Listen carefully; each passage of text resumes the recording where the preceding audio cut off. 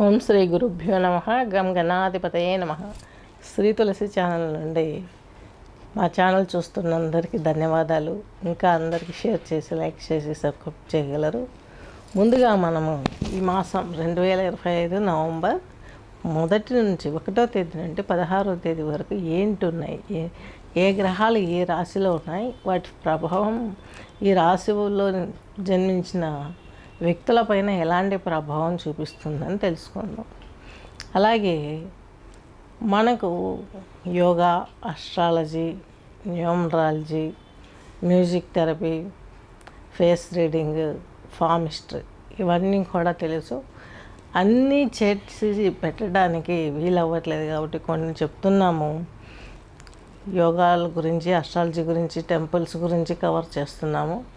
ముందు అవి కూడా తీసుకొచ్చే అవకాశం ఉంది. ఇప్పుడు మనము మేషరాశికి తీసుకున్నట్లయితే, మేషరాశిలో అశ్విని నక్షత్రం 4 పాదాలు, భరణి నక్షత్రం 4 పాదాలు, కృతికా నక్షత్రం 1 పాదం.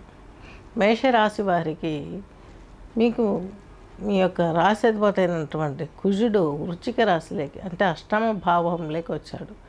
అక్కడే బుధునితో కలిసి ఉన్నాడు. బుధుడు తృతీయాధిపతి, మీ రాశి అధిపతి కుజుడు. ఇద్దరు అష్టమంలో ఉండడం అంటే కొంచెం సోదరులతో భేదాలు వచ్చే అవకాశం ఉంది.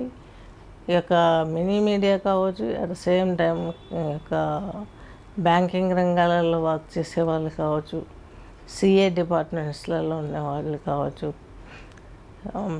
అలాగే కొన్ని కార్యక్రమాలు అంటే పిల్లలు వివాహ సంస్థలు పెట్టేసి ఇప్పుడు వచ్చినాయి కదా ఎక్కువగాను, మనకు ఎక్కువ వివాహ వేదికలు ఏర్పరచుకునే వాళ్ళు, వీళ్ళకి కూడా కొన్ని ప్లస్ పాయింట్ల కంటే నెగిటివ్ పాయింట్స్ ఎక్కువ ఉండే అవకాశం కనిపిస్తుంది.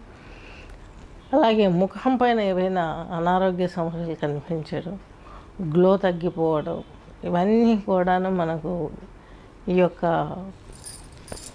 మాసంలో ఈ పక్షంలో కనిపించే ఫలితాలు. అలాగే శని ఉన్నాడు మీకు 10వ స్థానంలో. శని మీకు దశమాధిపతి, భాగ్యాధిపతి. ఈయన మీకు వ్యయంలోకి వచ్చేసాడు. అంటే మీకు ఒక రకంగా చెప్పాలంటే మేలు చేస్తాడు, అందులో టెన్షన్ ఇస్తాడు, జాబ్ ఇస్తాడు, ఒక ప్రొఫెషన్ జనరేట్ అవుతుంది. తర్వాత దానివల్ల తిరుగుడు ఇవన్నీ కూడాను ఏళ్ళనాటి శని కాబట్టి అనుభవంతో కూడిన తిరుగుబాటు ఇస్తాడు. ఆ అనుభవం మీకు ఫ్యూచర్లో బాగుంటుంది. ఇంకా లైఫ్ చాలా వరకు ఎక్సలెంట్గా ఎంజాయ్ చేసే అవకాశాలు ఉన్నాయి. అలాగే కుజుడు మీకు అష్టమంలోకి వచ్చాకైనా సప్తమ దృష్టితోటి మీ యొక్క తులారాశిని చూస్తున్నారు, వృషభ రాశిని చూస్తున్నారు. ఎక్కడుండి? వృశ్చికంలోనండి.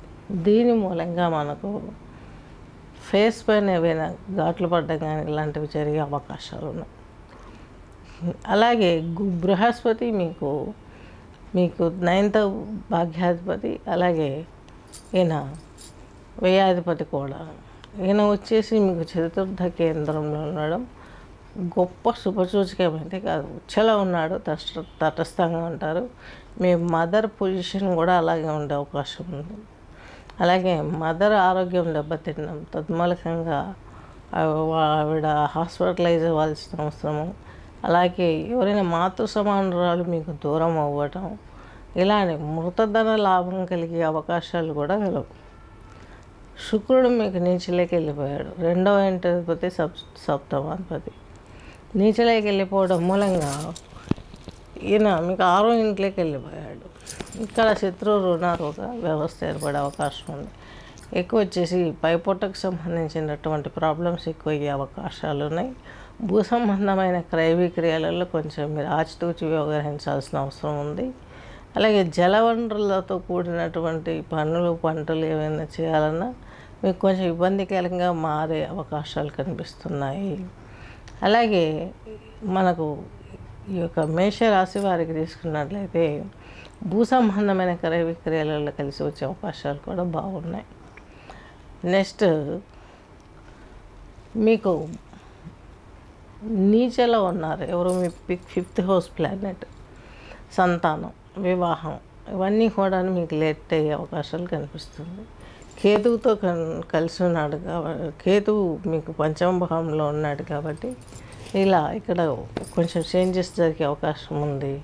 అలాగే పంచమాధిపతి అయినటువంటి రవి భగవంతుడు మీకు సప్తమంలోకి వచ్చాడు, మేషరాశి వారికి నీచలోకి వచ్చారు.